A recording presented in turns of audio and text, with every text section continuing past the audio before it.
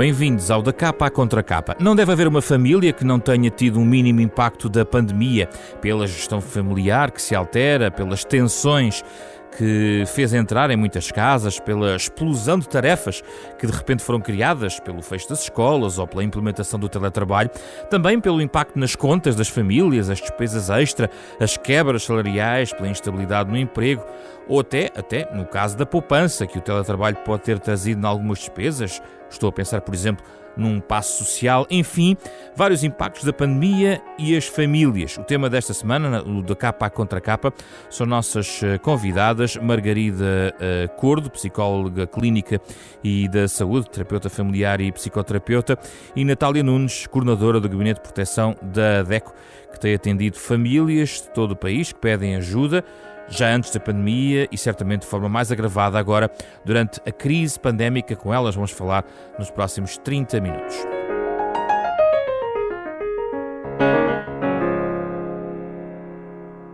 Obrigado, Natália e Margarida, pela vossa disponibilidade. Estamos a ouvir-nos à distância, mas em boas condições. Obrigado pela vossa disponibilidade. Antigamente, Margarida Cordo, quando queríamos falar em acontecimentos de grande magnitude no mundo, dizíamos que estavam perante um autêntico terremoto ou um cataclismo, agora basta dizer vírus. E o que é que há na literatura técnica que nos guie sobre o que pode ficar nas famílias depois deste, cataclismo global que nos atingiu a todos? Bom, antes da literatura técnica, dizer-lhe que se calhar vale mesmo a pena partilhar a experiência, até porque, objetivamente, a literatura técnica relativamente à situação concreta que estamos agora a atravessar está quase agora em simultâneo também a ser construída. O que eu quero dizer é que não há memória de nada nos tempos passados próximos com impacto tão significativo e tão grande como isto que está efetivamente a acontecer. Agora, partindo de muitas coisas que já começam a ser escritas e investigadas e partindo também da experiência e dos pedidos de ajuda que todos vamos tendo, eu diria que podemos falar de algumas coisas boas e de bastantes coisas más, digamos assim. É evidente que estamos perante circunstâncias, ou perante uma circunstância que é multifatorial, não é?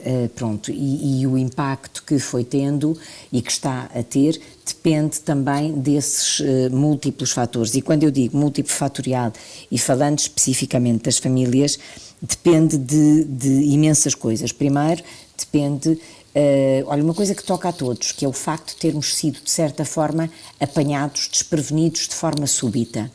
Depois, este aspecto que diz respeito à qualidade das relações, tal como elas se encontravam neste momento em que subitamente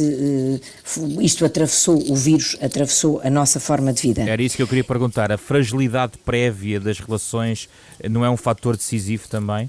É um fator muito importante, a ponto de ter havido, de facto, agora aqui, já nestes 2 últimos meses, uma subida, nomeadamente, de pedidos de divórcio, não é? Portanto, isso é realmente muito importante, como também é importante a dimensão das casas, como também é importante, até os equipamentos eletrónicos de que as pessoas dispõem, porque nós estamos, enfim, se calhar muito bem mal habituados ao facto de irmos tendo aquilo de que precisamos. E, por exemplo, em relação às crianças que passaram a ter aulas virtuais, os pais que passaram a estar em teletrabalho, tudo isto foram fatores, e também as idades das crianças, não é? Porque uma coisa são as crianças mais pequenas que ficam muito confortavelmente em casa com os pais, outra coisa são os adolescentes em tempo de lhe ser fundamental para eles estarem e conviverem com os amigos, não é?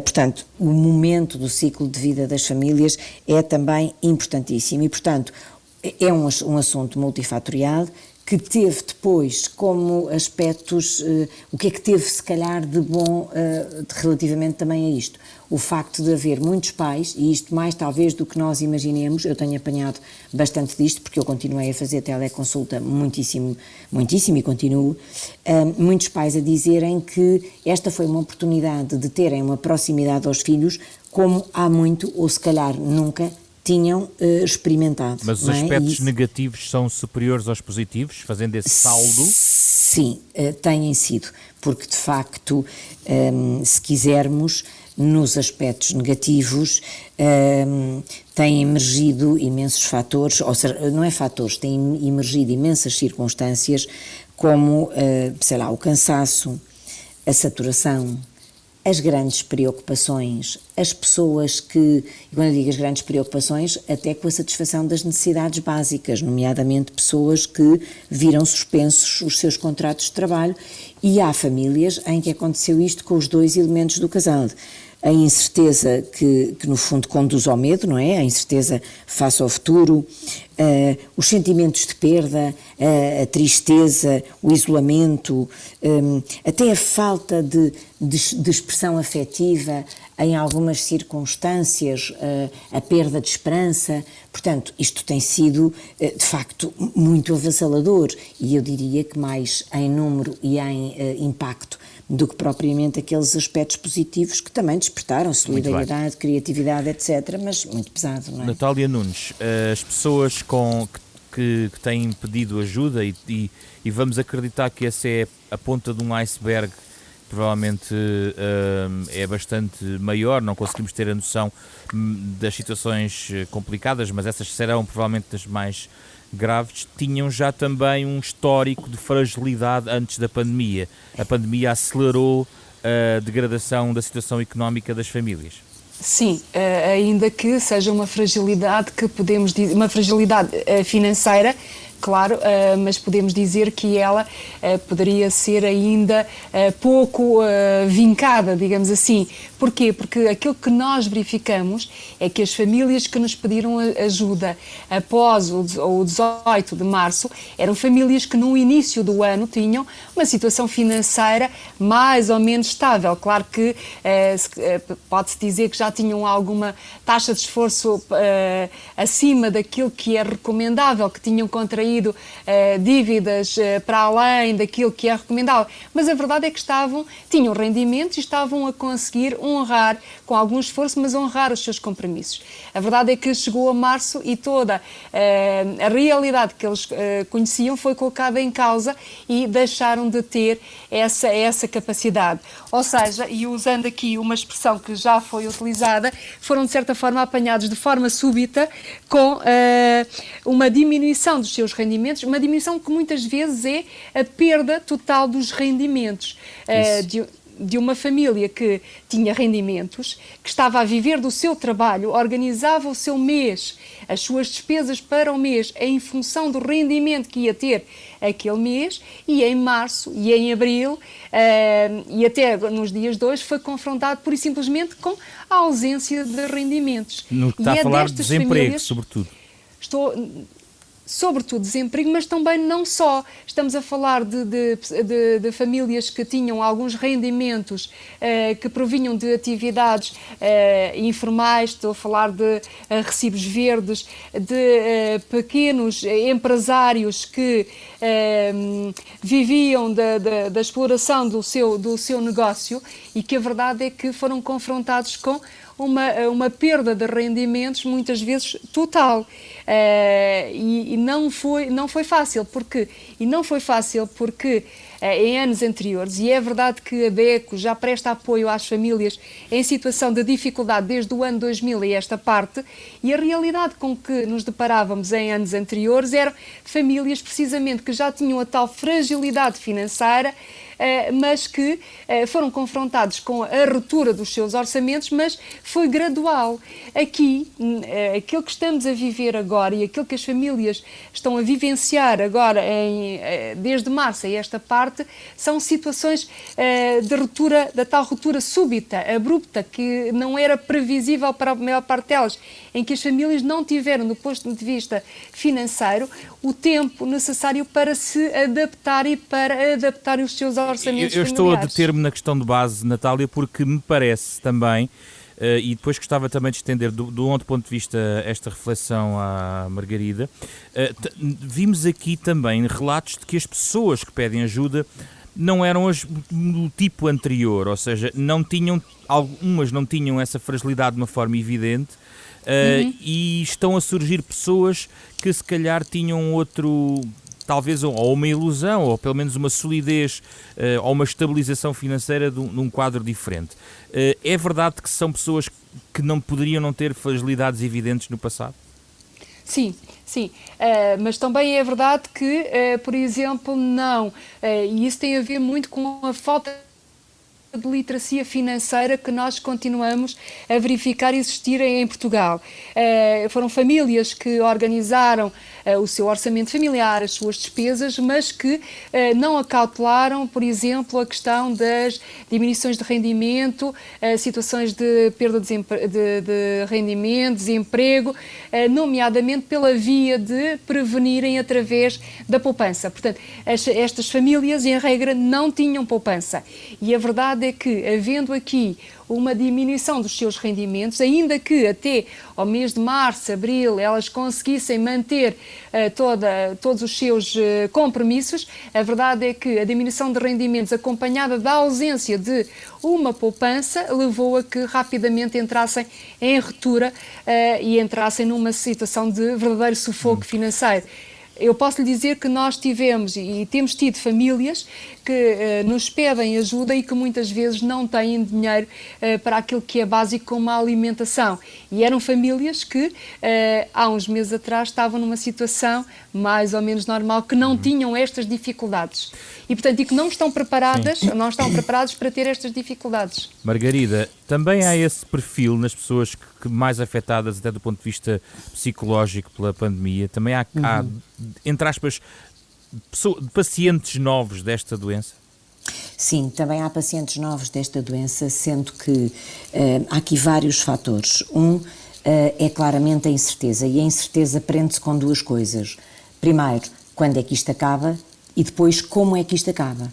Ou seja, quando é que isto acaba, não sabemos. Como é que acaba para nós, portanto, para nós, para as famílias, para as pessoas que de facto pedem ajuda, não é?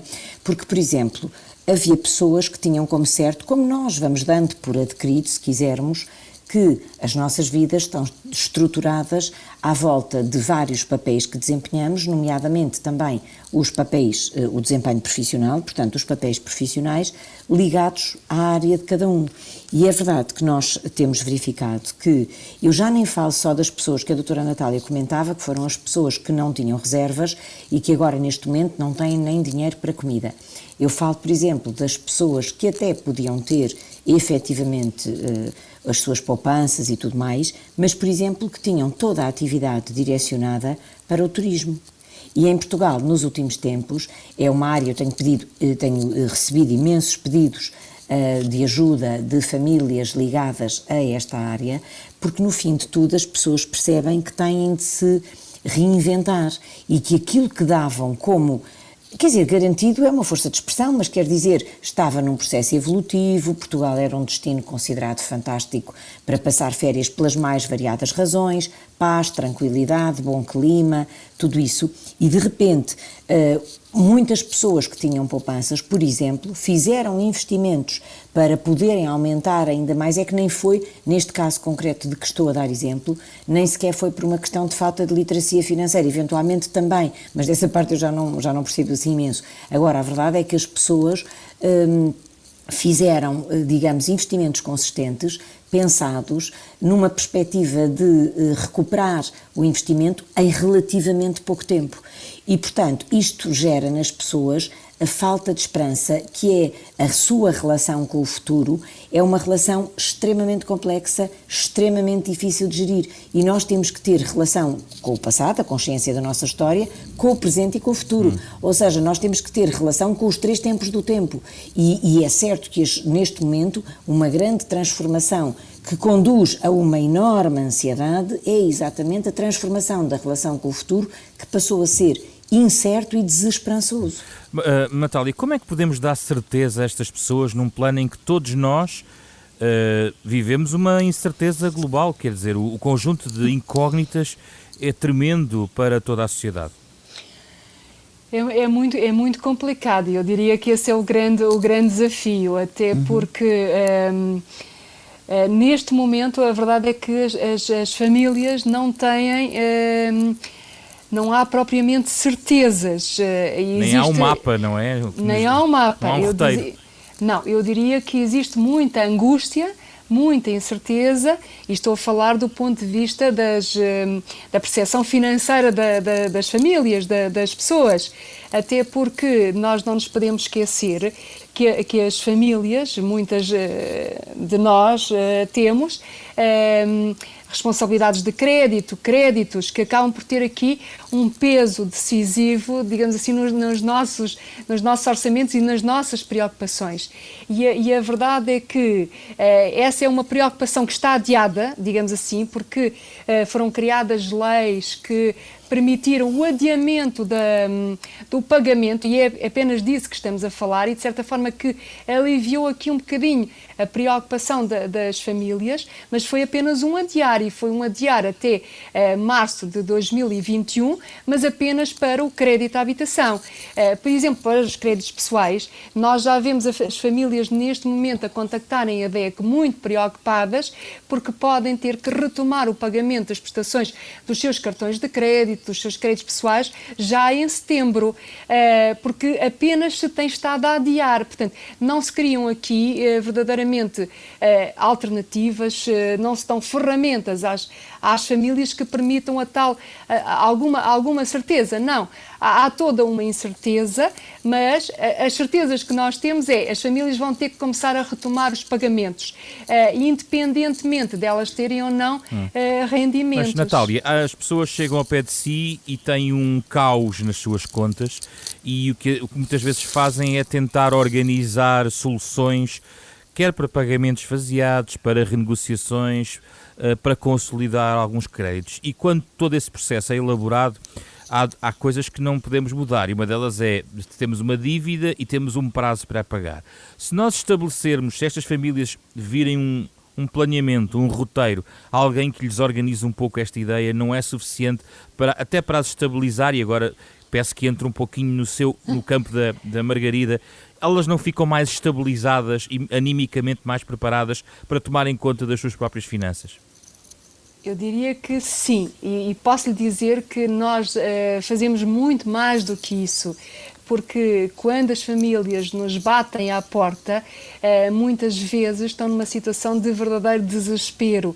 Claro que elas não têm muitas vezes dinheiro para pagar as prestações com crédito, mas muitas vezes elas também não têm dinheiro para a tal alimentação, para pagar a fatura da água, da luz. E, portanto, a primeira ajuda que nós damos a essas famílias, e em conjunto com a família, é ela tentar perceber muito bem a situação financeira em que se encontra e vermos e tentarmos encontrar aqui soluções e respostas que existam, nomeadamente na rede social que nós temos, para ajudar de imediato aquela família, porque muitas vezes ela precisa de uma ajuda imediata, que muitas vezes é dada então pelas estruturas da rede social. E o segundo momento é tentar ajudar a família a reequilibrar reequilibrar, sim, é a palavra correta, o peso que as prestações de crédito têm no seu orçamento familiar. É repensar-se também como família, no fundo é isso. Exatamente, até porque esse é um dos grandes conselhos que damos às famílias e tentamos que elas o introduzam no seio da família, é aproveitar estes momentos para, em família, discutir a questão do dinheiro. Elas discutirem quais é que são as verdadeiras necessidades da família, envolvendo todos os elementos, para que todos conheçam e discutam o que é verdadeiramente essencial. Então, aqui entramos num ponto que me interessa para a segunda parte da nossa conversa, que é olhar para ferramentas que quem nos escuta pode estar a pensar neste e a rever, se calhar, em algumas destes pontos, e pode até nem estar numa situação tão grave, mas vê claramente riscos na sua situação e na situação de todos, tendo em conta a incerteza que vivemos. Margarida Cordo, esta ideia de partilha em família dos problemas de cada um, tanto serve para fazer as contas das despesas e das receitas ao fim do mês, mas também para o bem-estar mental de cada pessoa e da família em si, que é essencial num contexto em que a incerteza, nós não dominamos os dados da incerteza. Claro. Aqui várias coisas. Primeiro, é importante nós termos a noção como é que é a qualidade, eu estou a dizer assim em abstrato, não é? A qualidade das relações entre os diferentes elementos da família. Há famílias que são famílias muito conflituosas e, portanto, que têm muitas dificuldades em determinado tipo de debates. E nós conhecemos até alguma sabedoria popular que diz: casa onde não há pão, todos ralham e ninguém tem razão, não é? E, portanto, este é um assunto que é muito delicado. Porquê? Porque nós estamos a falar de necessidades básicas. Quando estamos a falar de limitações significativas, quase limite, estamos a falar de necessidades básicas que, com muita probabilidade, não vão conseguir ser devidamente satisfeitas. Agora, se a família se reunir, e a partilha é absolutamente fundamental. Aliás, costuma-se dizer que aquilo que não se partilha não existe. E, portanto, quando se partilha numa família, está exatamente a tornar-se comum um tema, um âmbito, um conteúdo que deixa de ser só uma preocupação de alguns para passar a ser uma dedicação, se quisermos assim, de todos. E, portanto, o que é preciso aqui trazer? Primeiro, com clareza, trazer os temas a debate e cada um ter a oportunidade de partilhar a forma como se preocupa com cada um desses temas. E se não puder fazer em família, Margarida? Olha, ao menos se não puderem fazer em família, pelo menos poder fazer em casal, percebe? Quando estamos a falar de família, estamos a falar de casal e filhos. E se não, há sempre a possibilidade de pedir ajuda a um elemento exterior que possa ser ou uma figura significativa, porque é um amigo especial, ou até um técnico. Portanto, há sempre aqui várias saídas. Agora, qual é que tem que ser o caminho? Olha, o caminho, eu diria assim, de repente, primeiro, aceitação, porque a tendência natural é a revolta. Não é? A revolta e aquele raciocínio que nós muitas vezes ativamos como e se isto não tivesse acontecido e estava tudo a correr tão bem e porquê a mim? E, portanto, o primeiro tema é a aceitação, que nos apazigua e que é completamente diferente da acomodação. Depois, tentar mobilizar mecanismos, ou melhor, tentar mobilizar a criatividade. Às vezes há propostas inacreditáveis que saem de um bom debate construtivo e pode ocorrer isto no seio das famílias. E pode ter acontecido mesmo, Margarida, dá a ideia que a crise obrigou muitas famílias de facto a reinventarem-se. É verdade, é absolutamente verdade, eu tenho vários exemplos disso.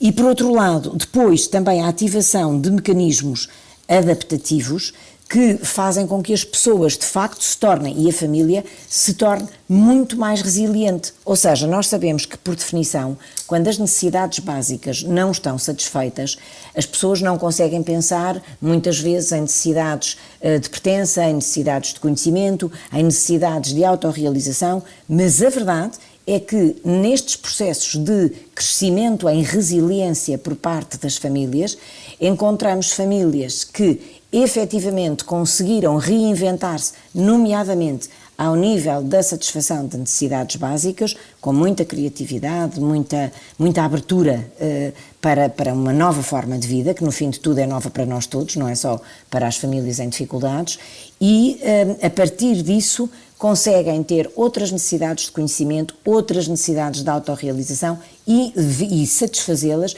e por outro lado conseguem ativar a primeira grande vocação do ser humano, que é a solidariedade. Este é um momento sublime para nós podermos ser solidários, e eu diria até solidários e discretos na forma de o ser. Já vamos porque também há muita solidariedade exibida que não é a verdadeira solidariedade. Já vamos a esse ponto. Natália Nunes, quando estas famílias que não estão ainda na situação complicada que estava a descrever, começam a olhar e a pensar, olha, pensar no regresso das aulas agora em setembro, que há uma grande incerteza, também há alguma tensão que o processo de aulas à distância pode ter trazido para dentro das famílias. Começam a pensar nas despesas, começam a pensar naquilo que pode acontecer, pode agravar de facto a tensão da própria família que lhe chega, pode nas contas que vai fazer. O que é que podemos dar como ferramenta para estas pessoas? Não pensar nas despesas ainda do próximo ano letivo ou pensar já nelas? Não, pelo contrário. O que é que vamos fazer? Elas devem ser planeadas atempadamente. Isso era o que todos nós, independentemente de estarmos ou não com dificuldades financeiras, deveríamos fazer. Era planear as despesas e pelo menos os momentos críticos. Nós já sabemos que ao longo de um ano, ou de um determinado período, vamos ter despesas que que nos surgem, por exemplo, não só as despesas agora de educação que estávamos a falar, mas, por exemplo, o pagamento do IMI, o pagamento do prémio de seguro do automóvel, por exemplo, que acabam por ter algum peso nos nossos orçamentos. Estes devem ser momentos que nós devemos antecipar e planear. Por exemplo, se em setembro vamos ter as despesas com a escola, com o regresso à escola, o regresso que pode ser aqui figurativo, não é? Sim. Mas se vamos ter essa despesa adicional, então ela deve começar a ser planeada para que depois não chegue a setembro e não tenhamos ali as tais grandes dores de cabeça que muitas vezes as famílias têm, até porque geralmente vimos de um período de férias em que não se controlam os gastos, até porque geralmente também há a sensação que temos mais dinheiro, porque muitas vezes recebemos o subsídio de férias e há um certo descontrole associado e, portanto, o mês de setembro acaba por ser um mês muito difícil para as famílias. Para que isso não aconteça, ele tem que ser previamente planeado e fazer logo, assim que possível, eu diria que era começar já a fazer um planeamento, fazer um orçamento daquilo que nós vamos gastar com o regresso à escola e ver que dinheiro é que vamos necessitar para esse regresso e a todos os meses conseguirmos ir retirando um valor precisamente destinado para esse fim. E esta é uma prática que nós deveríamos utilizar ao longo do ano. A poupança não é um dos nossos fortes como portugueses, Natália? Já foi, mas não é. É verdade que as famílias têm abandonado a questão da poupança, muitas vezes porque temos tido o crédito fácil e porque o crédito acaba por vir muitas vezes substituir a questão da poupança. Depois também é verdade que nós portugueses acabamos por ter uma grande poupança que acaba por ser um investimento na compra da nossa habitação, mas também é verdade que se perdeu a cultura da poupança e porque muitas vezes se acha que não é possível poupar, porque muitas vezes se entende que a poupança é aquilo que sobra no fim do mês. É verdade que vivemos momentos muito complicados, mas mesmo, por exemplo, se estivéssemos a falar em 2019, teríamos exatamente a mesma percepção por parte das famílias, que não é possível poupar. Não é possível poupar muitas vezes porque as famílias entendem a poupança como aquilo que sobra no final do mês. Sim. E a verdade é que se entendermos assim, diz-me até a minha própria experiência pessoal, que não vai sobrar nada e eu não vou conseguir poupar. Claro. Porque a poupança tem que ser um objetivo. Por isso é que é importante eu planear... orçamentar a poupança, não é? Exatamente. E se eu vou ter uma despesa significativa em setembro, por exemplo, eu devo poupar e poupar posso economizar para depois poupar, retirar e para ter dinheiro disponível em setembro. Eu diria que uma prática importante que também foi perdida é a questão dos potes e que já temos muitas famílias a utilizar essa técnica, que é termos vários potes em casa. Podes até os frasquinhos de vidro que são transparentes e que nos permitem ir vendo o dinheiro a crescer. É o que nós ensinamos aos nossos filhos, ou deveríamos ensinar. E era aquilo que nós também deveríamos fazer. E nós deveríamos ter aqui um pote para as emergências, um fundo de emergência, que deveria representar 5 a 6 vezes o nosso rendimento mensal, mas deveríamos ter o tal pote também para a despesa adicional de setembro. Sim. Eu queria falar, Margarida, ainda desta questão dos filhos, porque... houve aqui um momento completamente anormal dos filhos em casa, de uma sobreocupação digital da casa, que agora eventualmente se poderá estar a desconfinar. Que marcas é que acha que deixou e o que é que podemos aprender para o próximo ano letivo na relação dentro de 4 paredes na família com crianças, algumas delas de idade bastante tenra neste processo? Bom, aqui tem várias dimensões esta questão. Uma delas é as crianças que forem começar o primeiro ano e que se não o começarem pessoalmente vai ser muito complexo, porque a dimensão da socialização em tempo em que a exigência e a proposta de facto do seu percurso é uma aprendizagem objetiva de coisas absolutamente concretas, não é só aquela aprendizagem que se vai fazendo no que é pré-escolar, portanto vai ser mesmo muito difícil porque a dimensão socialização não vai lá estar. Depois há uma coisa que também é importante, que é, tanto quanto possível, e daí que eu há bocadinho falasse da criatividade, tentar arranjar cantinhos para as crianças, ou seja, às vezes as dimensões das casas permitem pouco, mas tentar arranjar o cantinho para o estudo, o cantinho para brincar, e não ser, como eu vi muitas famílias passarem por situações em que tudo se passava em cima da mesa da casa de jantar. Mas as casas às vezes são pequenas, Margarida. Eu sei, exatamente por isso é que eu digo, às vezes, quando eu falo de criatividade, por isso é que eu estava a dizer os cantinhos, percebe? É dentro do que é possível, dentro do realismo, mas tentar que as pessoas realmente não estejam umas em cima das outras. Aliás, vou-lhe dizer, eu tenho aprendido imensíssimo com a criatividade de algumas pessoas. Outro dia, uma paciente minha partilhava-me uma coisa que era... desfasou ela e o marido, porque podiam fazer isto pelo tipo de trabalho que tinham. Desfasaram as horas de trabalho para poderem acompanhar os 2 filhos durante o tempo de estudo, para não estarem todos ao mesmo tempo, e portanto, esses, enfim, até tinham equipamentos eletrónicos suficientes, não é? Mas aí o casal tem que ter cuidado para não pagar as favas da atenção em excesso sobre os filhos, correto? Ora aí está, porque depois também as crianças acabam por perder a autonomia e por se acomodar, o pai explica, a mãe explica, o pai faz, a mãe incentiva e portanto, enfim, então aqui este tema que estamos aqui a debater daria para falarmos de imensos cenários, assim o tempo permitisse, para falarmos de imensos cenários, porque na verdade é mesmo complexo o que está a acontecer, porque as dependências em relação aos pais, a acomodação das crianças, a uma relação com o esforço que ficou muito debilitada, o facto de...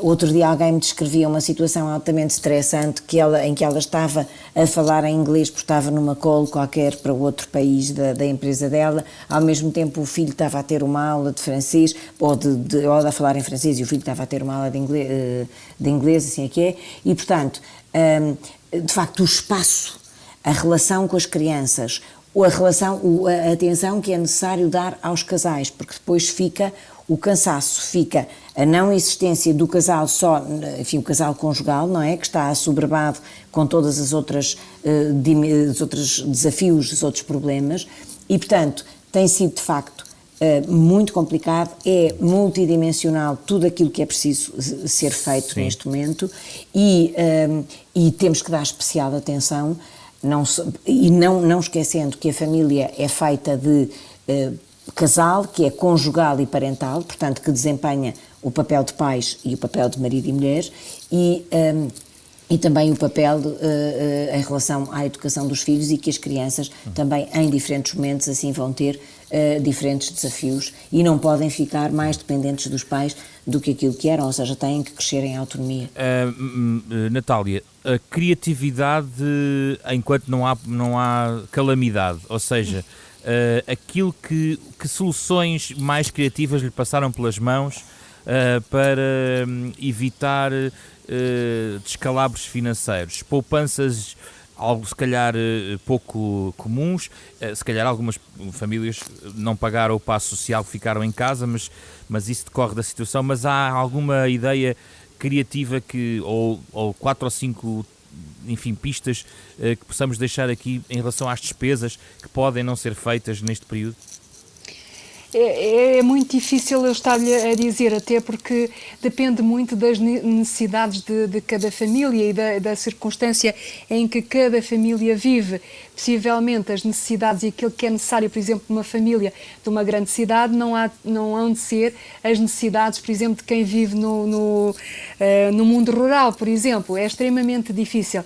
Eu diria que este é um exercício que deve ser feito pela família e em família. Como já foi referido aqui bem, muitas vezes há uma grande criatividade que sai das próprias famílias e, portanto, têm que ser elas, ou devem ser elas a fazer esse exercício. Aquilo que nós temos visto, ao contrário, é que quando surgem dificuldades financeiras, as famílias tendem a cortar e a reduzir, por exemplo, nas compras de supermercado. É uma das primeiras despesas que é reduzida por parte das famílias, em que muitas vezes também as idas às farmácias acabam por ter aqui cortes, e isto são formas que as famílias encontram de reduzir os seus gastos, quando muitas vezes podem tentar ajustar alguns comportamentos para reduzirem alguns comportamentos e algumas atitudes para reduzirem os seus encargos, nomeadamente com as faturas da água, da luz, com a fatura das telecomunicações. Mas, de qualquer forma, é um exercício que deve ser feito em família. Claro que nós podemos sempre ajudar e encaminhar as famílias, e é assim que nós temos trabalhado ao longo dos anos. É despertar, digamos assim, as famílias para a necessidade de repensarem os seus gastos, mas a serem elas a tomar a decisão de cortar, de eliminar, sendo que há de gastos procurar novos, alternativas. Natália Nunes, há gastos novos. Agora, daqui a pouco será quase um pacote básico ter um computador. Ou acesso à internet. Sim, e mesmo antes da pandemia, as famílias já entendiam as comunicações, a fatura das comunicações, portanto o acesso à internet, aos serviços de televisão, ao telemóvel, como um serviço essencial. Claro que a lei já o classifica como um serviço essencial, mas as famílias, em termos de importância, já o colocavam a nível da água, da eletricidade e do gás. Portanto, claro que agora ele ainda vai ganhar um maior relevo. Mesmo olhando para os valores, em termos de valor numérico que é gasto pelas famílias, nós vemos que a fatura das comunicações tem vindo ao longo dos anos a ganhar uma importância muito grande, e ela está ao nível, por exemplo, da eletricidade, e muitas vezes ultrapassa o valor da eletricidade. 3 micro perguntas para a Margarida, pequeninas, para respostas um pouquinho mais curtas, porque o tempo não estica como os orçamentos familiares em tempo de crise. Primeira questão, falou aqui em pais e filhos, e os avós, que eram com suportes importantes nas famílias e que de repente os avós não estão todos disponíveis para ir buscar à escola o filho que nós precisamos nas nossas rotinas familiares, às vezes até são fontes importantes de subsistência económica para os próprios filhos e netos. O que é que a pandemia trouxe e que estratégias podemos usar para os avós neste contexto, muito rapidamente? O que primeiro a pandemia trouxe foi um certo isolamento, não é? Porque até houve um apelo para os avós serem poupados ao contacto e ao convívio, não é? Pronto, de qualquer das formas, eu acredito que aquilo que tem também acontecido é que os avós que não tiveram e não viram tão debilitado o seu orçamento familiar, porque uma grande parte deles já se encontravam reformados e as reformas continuaram a existir, têm dado aqui uma ajuda significativa às famílias nucleares, não tanto presencial e afetiva, mas mais neste sentido que temos vindo também aqui a debater bastante. Na questão da solidariedade, que era um ponto que ia levantar a seguir, acha que a sociedade está a ter a resposta necessária? Acha que há ainda redes que podem ser mais exploradas para apoiar as famílias? As duas coisas. Acho que tem havido respostas extraordinárias e que são muito discretas de facto.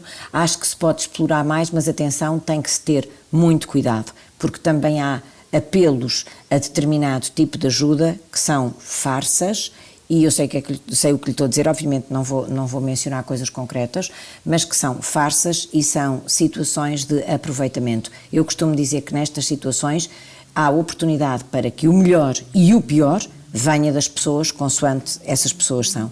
E, portanto, o melhor e o pior vêm ao de cima nestes momentos. Por fim, uma última questão, Margarida. A Natália falava aqui um pouco em férias e as despesas que as férias podem significar, algum aligeirar.